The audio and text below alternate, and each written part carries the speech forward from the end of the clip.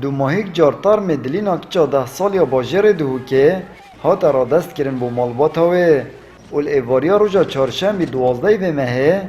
گورستان شاخ کپ آماده بودن کسوکارین و خلکه که زور هات بشارتن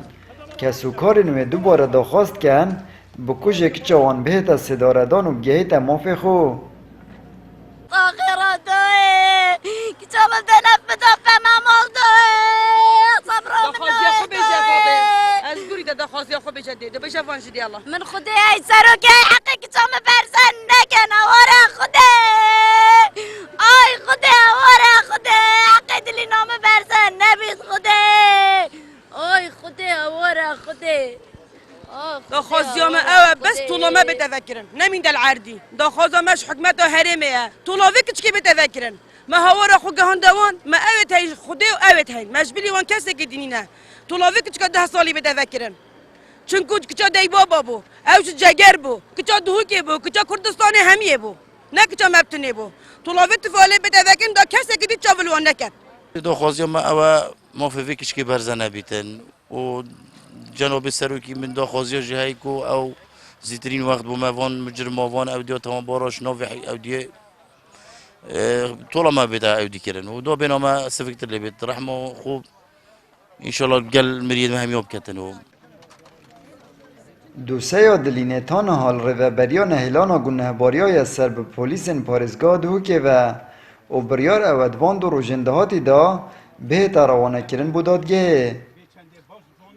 بله دوسه داد وی توانباری و وی تومتباری اف توانا درنده انجام دای حتی نوکل روبریا پلیس نهیلانا گنهباری الپلیس دهوکی حتی اجراءات نیاسایی دو ماهیک دهن دوان دروجا دا دهیت روانه کردن بگجاری بود دادگه و دیو دا دادگه ده بریاری داتن که سزای ویچه ام پوی هیوینه کو دادگه بریار صدردان بود در بخیتن که چوا بریار صدردان بو بکوژ مینای در خستیو دریو رسمن و شارتن آتار مدلینه دا شانده که مالبند نه کمال اسلامی گورستان شاخ که آماده بون و سرخوشیل مالبات هاوی کر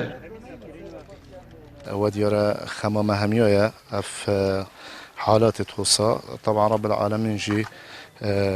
بحث تياد بيجتي إنما يوفى الصابرون أجرهم بغير حساب أم دا خزيج دا بابتواتين كو صبروا هداري هابيت حتى رب العالمين دريا كيبات يتكو طولوان ويزارو كيبتا ستاندن شوان مجرمة تاوانا کشت نادلین پرنگه که هوانه برینه که مازن خسته باجر دهو که بودو ماهیک جارجی که سوکار خوشته بین و